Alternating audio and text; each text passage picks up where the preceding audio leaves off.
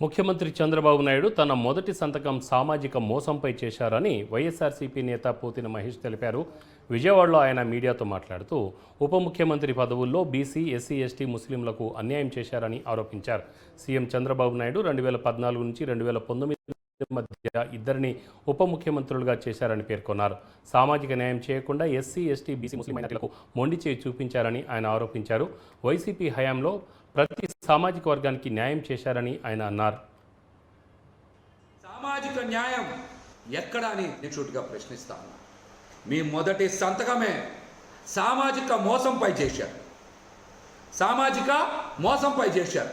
BC, SC, ST, ముస్లింలని అగౌరవపరిచారు. మీరు 2019లో ఉప ముఖ్యమంత్రి పదవుల్ని మీరిద్దరికి కేటాయించారు. ఒకటి నిమ్మకాయల చినరాజప్ప గారు కాపు సామాజిక వర్గానికి, కె కృష్ణమూర్తి గారు బీసీ గౌడ సామాజిక వర్గానికి ఇచ్చారు.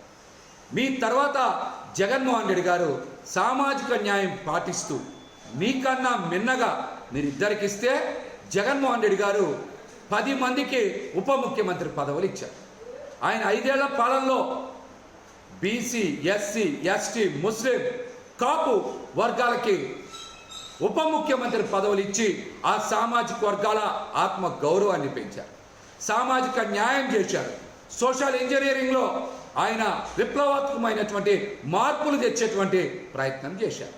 మీరు అంతకన్నా మిన్నగా చేయాలి.